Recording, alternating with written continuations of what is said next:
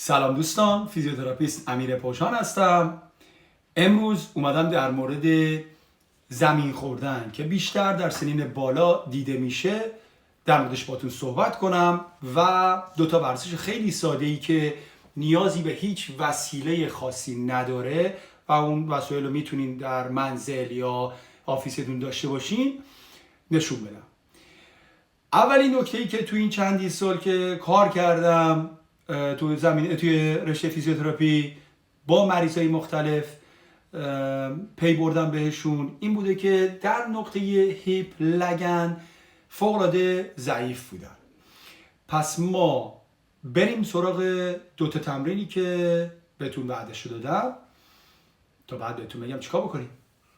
خب تمرین اول صندلی بلند یا به دیوار، اگه صندلی نیست دیوار بغلتون میذارین یا دست تکیه میدین بهش. زیاد میخوام یه ذره تعادلتونم خودتون میتونین حفظ کنین. اگر نمیتونین خب میتونین تکیه بدین ولی کمر صاف، پنجه پا صاف، به زاویه‌ای که فشار نمیرین، زیاد دردی نباید داشته باشین در این منطقه. میاین نگه میدارین 5 ثانیه، 5 4 3 2 1 آروم برمیگردونیم به حالت اولش. 30 درجه میریم 5 4 3 2 1 آروم.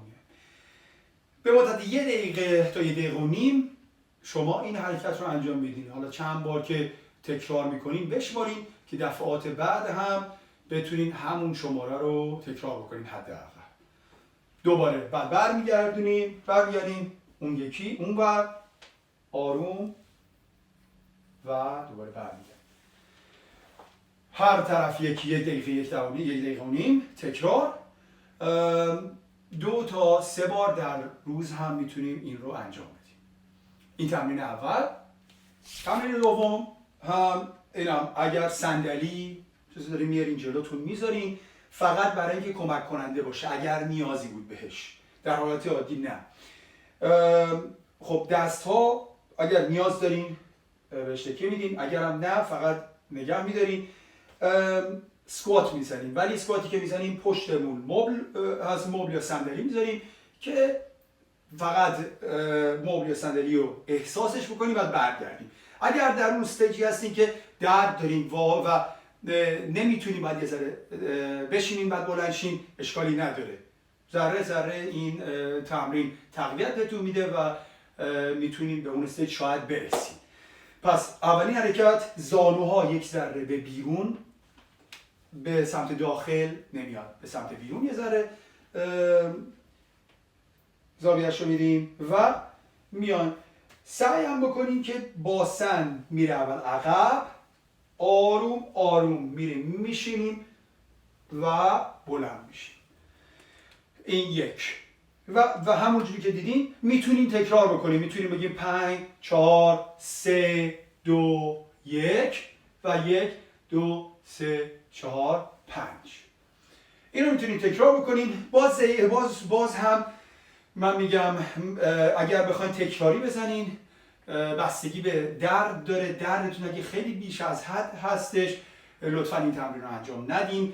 با دکترتون و یا فیزیوتراپی شخصیتون تماس بگیرین، باهاش کانسولت بکنین ببینین که درست هست یا نه. اگر درد بیش از حد هستش، اگرم که نه میبینین درد کوفته‌ای در عضلات داره ایجاد میشه، پس مفید هستش این رو انجام بدین. باز هم تکرار به مدت 1 دقیقه و نیم تا 2 دقیقه انجامش بدین. سرعتی نیستش این تمرینات و 2 بار 3 بار در طول روز فعلا انجامش بدین. اگر چیزی هستش که میخواین من در موردش صحبت بکنم، اگر نظری چه منفی چه مثبت دارین لطفاً تو کامنت برای من بذارین یا مسیج بدین به من. خیلی خوشحال میشم و امیدوارم که مفید باشه برای شما این تمرینات.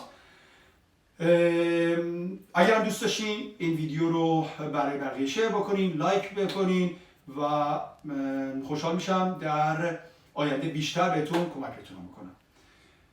روز خوش.